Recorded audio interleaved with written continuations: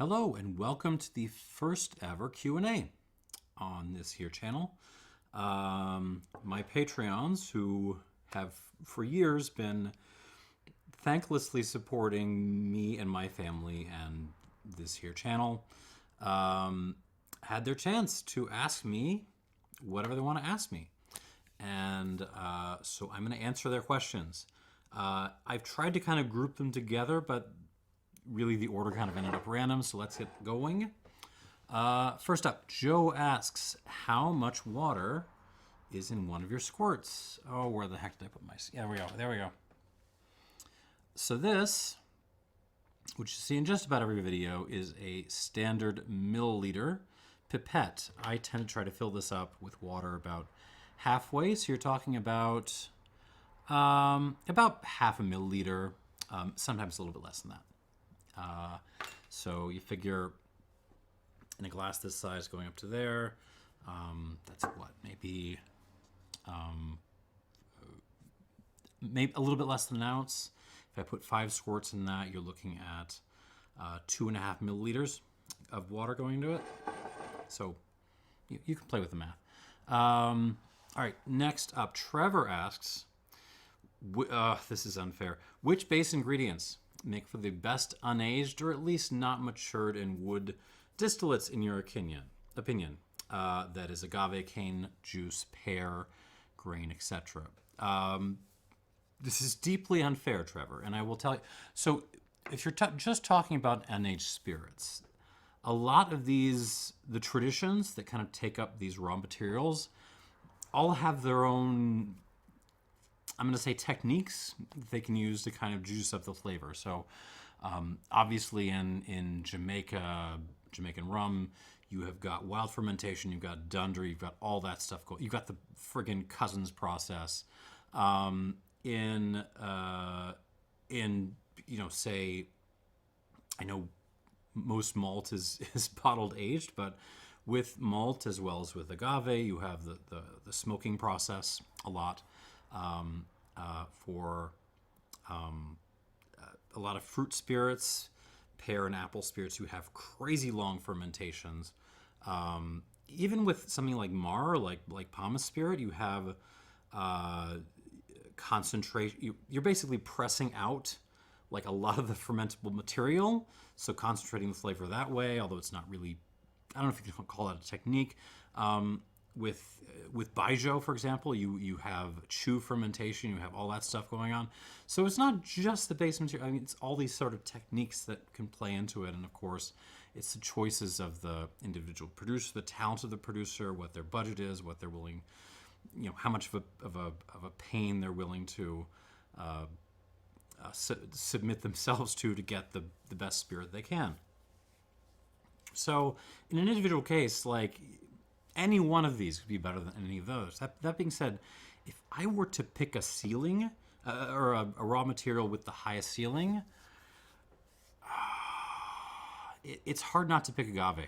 I'm going to be honest. Like, you're talking about plants that take years, sometimes decades to grow in really difficult conditions that give them tons and tons of character.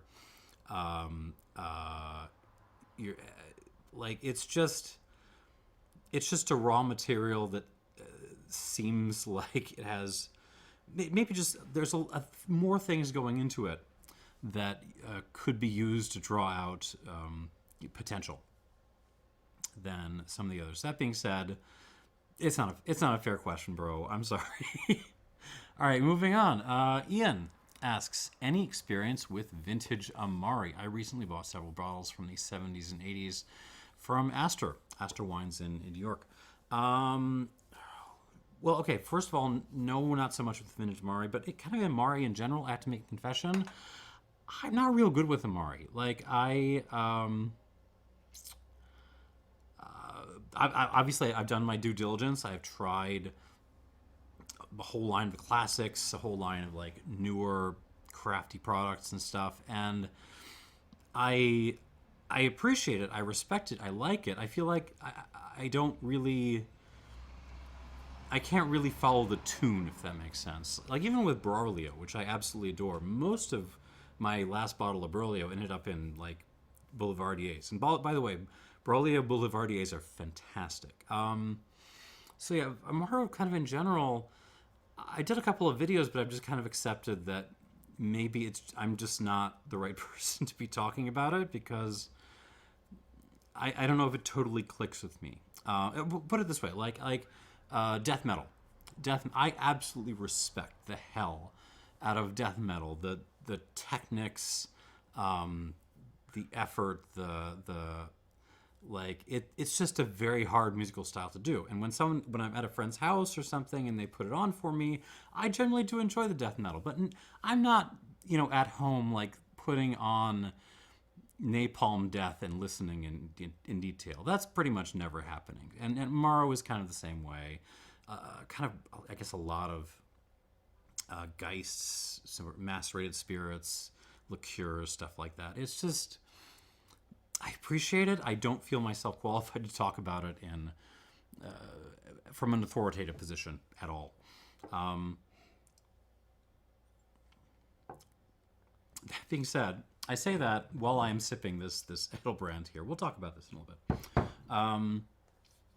bit. Next up, Clematis asks, being a Swede myself, I'm curious as to whether you've tried any Swedish whiskey, and if so, what you thought.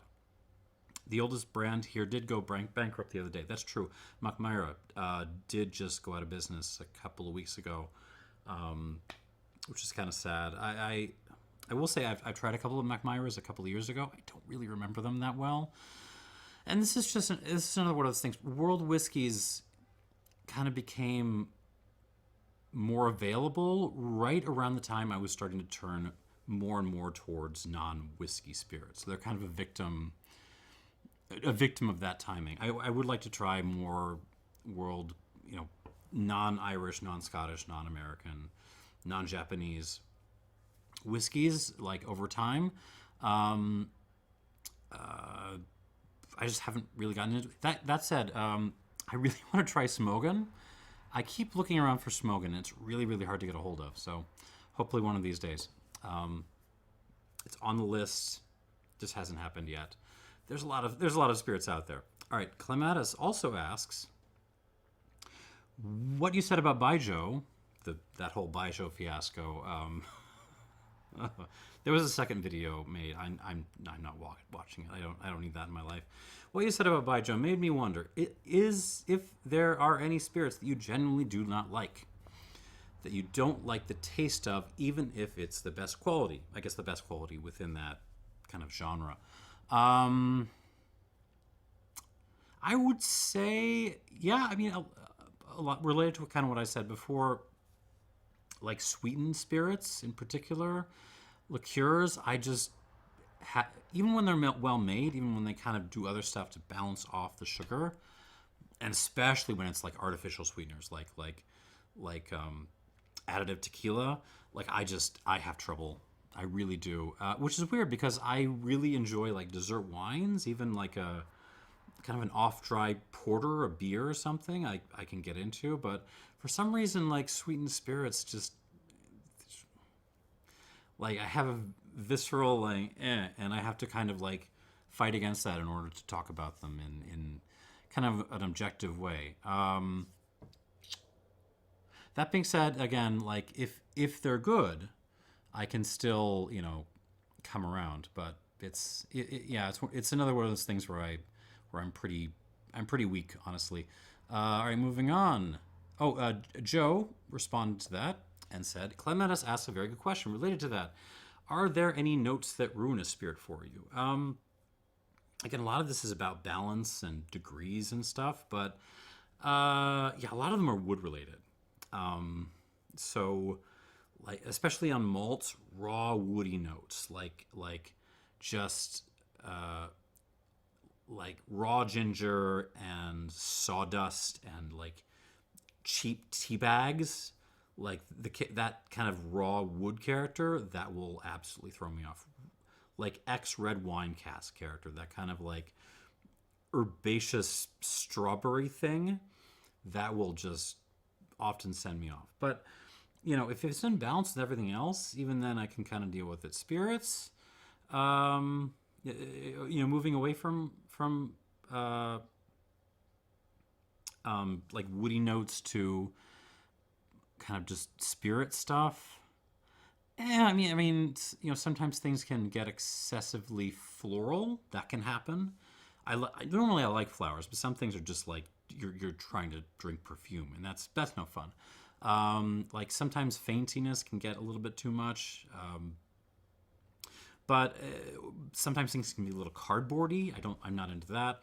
But in general, I found that the problems with spirits outside of kind of raw bad wood choices. Let's put it that way.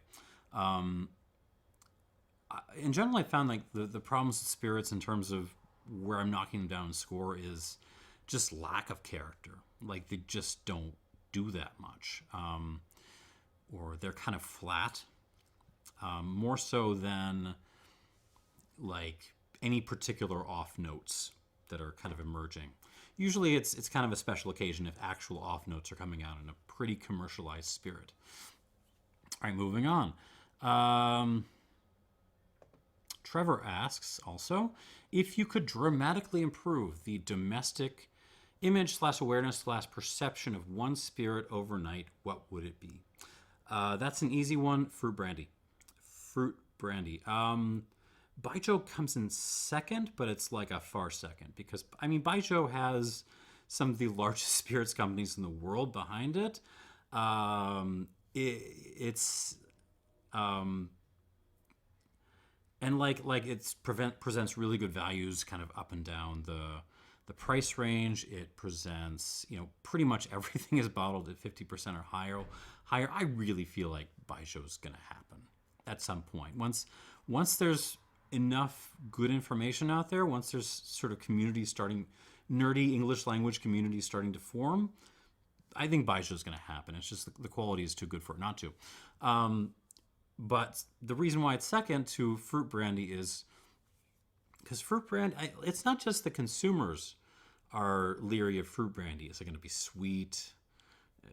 I don't know.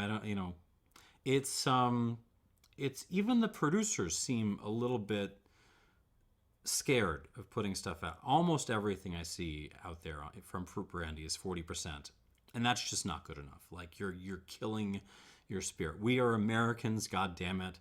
If we can get Ezra Brooks at 45% or higher, then give us our apple brandy, at a reasonable strength too. But it's we make just so much awesome fruit, like as a nation. Like that's one of the things we do really well.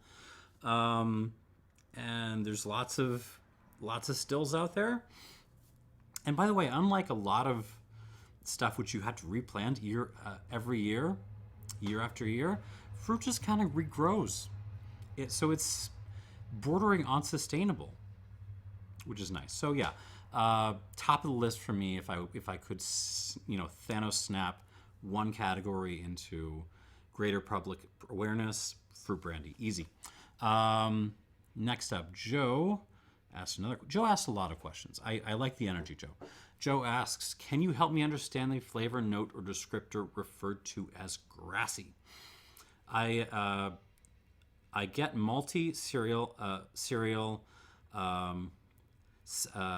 silage, but I do draw a blank with grassy. Anything you reviewed that you recall as being examples of grassy or having grassiness? So yeah, grassy is a tricky note because often there are kind of adjacent flavors that can just work better. So for example, there are a lot of like Speyside malts. I call them the third side of Speyside sometimes. That can throw what you could sometimes call grassy notes, but you could just as easily call them herbaceous, or there's even some like really kind of tea-driven or tobacco-driven notes that could be better descriptors.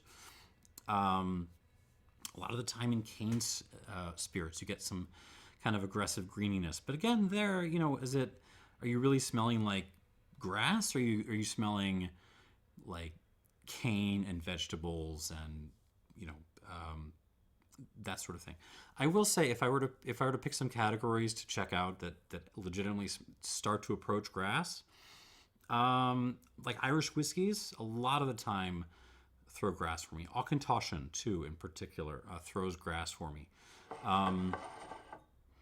Also, as far as recent bottlings, a lot of Leopold Brothers whiskeys will do the grassy thing. It's the grass is kind of mixed in with other stuff. There's florals and stuff, but yeah, grass is definitely floating around in there.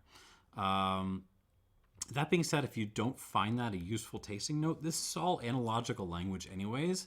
Just drop it and move to herbs, teas, whatever. There's also different kinds of grass. There's like dried grass, freshly mowed grass, grass that still has clumps of mud attached to it. Use whatever language is useful for you. Another Joe question. What is your story? When did you become a spirits enthusiast? When did you evolve to enjoying so many types of spirits? Well, I was in grad school. And when you're in grad school, you have to have side projects to keep yourself sane. So I was getting more interested in spirits, and I was also poor. So I ran tastings among friends and colleagues where we would buy a couple of bottles, do a lineup. They would get, an ounce or usually 2 ounces out of each bottle, and they would pay money into the hat. And it was a chance for all of us to try some different things without, investing in a full bottle of the stuff. And that was lots and lots and lots of fun. And then, when you're doing that, you're forced to kind of learn more and kind of expand what you're doing, because you're like, I really love Islay whiskeys, but we did that last month. What else is out there that is not Islay whiskeys? Because at the time, what was popular was malts, and we did a lot of malts, but I also insisted on doing brandies and rums and agave and all sorts of other stuff. So that's kind of where this started, just years and years and years of like hosting little tastings for me and my friends. And then the pandemic hit, and I graduated straight into like not only no jobs, no backup jobs, and no backup jobs for the backup jobs. And there I was, watching too much YouTube and being kind of angry at the lack of serious approaches, in particular to Ray and Nephew. It really annoyed me for some reason that all of the Ray and Nephew videos were just not getting it for me. And so I made a Ray and Nephew review, and for some reason a ton of people watched it, and the entire rest of the channel comes kind of out of that. So yeah, that was, but I like, that's like my background. Like, I never came out of like a big spirits heavy family. Like they drank beer, they drank bad wine. They drank a whiskey sour every once in a while. Like this is all just kind of me exploring nerdy stuff. All right, moving on. Trevor asks, since you brought it up, what are all those books? Those are the remains of grad school. Well, this is the philosophy section of the remains of grad school. There's some like more history stuff here, music stuff down here. Fiction is on the wall across. And yeah, these are, we don't hang around a whole lot these days, but these are still my friends. The books are still my friends. Let's see. Moving on, Joe asks another question. Ooh, this is a fun one.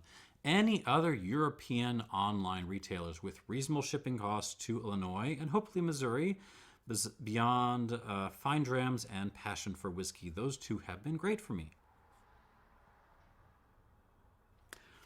Let me use some careful language here. I'm assuming you are going to take all responsibility for anything you care to import into your country of residence. Clear? Clear. So I'm assuming you're taking care of the legal side of things, and everything's cool and hunky-dory. Okay. As far as online retailers, Fine Drams is great. Passion for Whiskey. The shipping is even more brutal than normal, but yeah, they're great too. One of my favorite recent discoveries. It's actually domestic. They're in the U.S. Uncle Fossil has an absolutely phenomenal baijiu selection. If my videos on the subject have gotten you excited, and you want to go try some baijiu, I mean, the again, shipping is brutal because shipping alcohol is always going to be brutal. But the pricing is generally a little bit at Uncle Fossil is generally a little bit less than you would find at, say, your local liquor store that carries baijiu, because they tend to be pretty small. And the selection is just really good. They still don't have some of my favorites that I've been looking for, but no one does. Like, I really wanted to buy some rice aroma baijiu, but it just isn't out there. What else? There's a couple of big whiskey retailers, Master Malt in particular, that have come back and started shipping statewide again. That's gonna be trouble for my finances. And the big one, a really, really big one, Rombo.dk,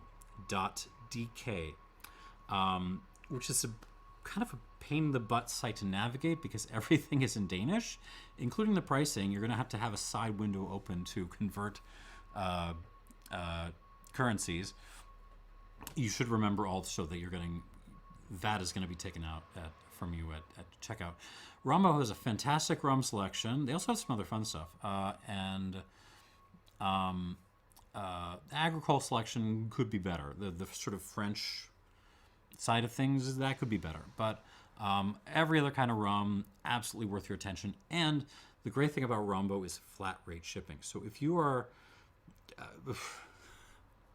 assuming you have taken care of the legal side of things, and it's okay, and you need to stock a bar with a whole bunch of different rums, like flat rate shipping, go at it, order a ton of stuff, have fun. So yeah, those would be the ones, the kind of old school whiskey. Armagnac.dk, also worth looking at, but that, Uncle Fossil, and Rombo.dk, all worth your time and attention. Next up, Joe. Another Joe question. How far out are your shows planned? You must have some pals you swap a lot of samples with regularly in order to put together so many shows with so many drams. How far are things planned? It depends. Like that sort of old versus young Armagnac video, I had been trying to put that thing together for the better part of a year. That took a long time. I just couldn't figure out how I was going to get the logistics of that together. But some things are I bought something yesterday and it skips the line because I'm interested in it and I want to talk about it on the show. It depends. And sometimes it's just I've only got 20 minutes to record something and it's got to go up. So plans go out the window. It's kind of what do I got? As far as getting my samples, yeah, I used to do more trading than I have. I kind of realized I'm terrible at trading because I'm just terrible at trading for some reason. So it's been a lot of very kind donations, a lot of splits, but also a lot of just stuff coming out of trading as well. Among friends. Let's see. Ian asks, do you accept samples from patrons? Yes, I do. Well, if you're interested in sending me samples of stuff, I actually have an email address now. It's on the channel page. It's on the I may put it down there somewhere too. Would be interesting to me anyways for periodic reviews of submitted samples. So I don't want to dox myself openly on the channel, but get in touch through email. We'll chat. Back in the day, I used to try to keep my integrity and just not accept free samples. I would try to do trades back and forth. I've sort of given that up because, again, I'm terrible at trades. So as long as I'm allowed to be transparent about where this stuff is coming from, and you're not sort of putting fingers on the scales, let's put it that way, then yeah, shoot me an email. We'll talk. No guarantees about when your reviews are coming, but yeah, you will get into the queue. Oh, I love this stuff. All right, and on to this thing over here. Joe asks, what are your drinking habits? Is this time of day, same spirit, or flights of different stuff? If flights, do they contain a mixes of drams of different spirits, etc.? How has your show impacted or disrupted the way you drink or used to drink? Drinking habits, I would say children have changed my drinking habits far more than actually having the show has, because it's just like you have to find a moment of peace to enjoy this stuff, right? So honestly, I'm probably drinking more wine these days than spirits, just because like I can pop a bottle of wine and it's on the kitchen table while we're all kind of collectively having dinner. But in terms of when I am drinking spirits, a lot of the time I'm doing like cleanup. Like I have half-finished samples that I just have to make some room, or I want to go back and finish a bottle of something to make room. So there's that. Usually I'm not doing longer flights unless I'm specifically prepping stuff for the channel. But hey, I do a lot of videos, so that happens a fair bit, and I keep in practice. And occasionally, late at night when the kids are asleep, I will on my own, or preferably with my wife, we will have a nice glass of something together. So yeah, I would say like just getting into just cleaning up like half-drunk samples has probably had the most of the show stuff has had the most impact on my drinking, because I'm like, yeah, hey, there's this fantastic 50-year-old cognac. I guess I need to finish this up. Whoop, into the glass it goes while I'm, making mac and cheese for the kids. All right, and last question. Geoff asks, this is related. Hi, Scott. My question is, what are your top 3 favorite bottles to drink for pure pleasure? No need to worry about complexity or finish or mouthfeel or value for money, etc. And this is why I brought the Edelbrand, because this is my second bottle of this. This is their apple brandy infused with plum. It is not cheap, but man, I have been tearing through this stuff. It's 41%. I wish it were higher, but in some ways it's just such a nice thing to pour while I'm doing something else.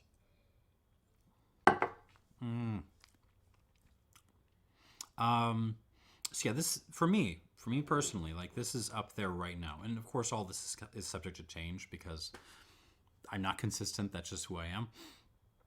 Second place, when my wife and I are just sitting down after the kids are asleep and having a glass. She is an agave person, more so than I am. So often it's agave, and a lot of the time it's Perlas de Jalisco. Perlas de Jalisco, the raicilla, it's just so darn good. And so just delicious and crushable. It's a delight. And so that has to go probably second on the list. Or it might actually beat this. I'm not sure.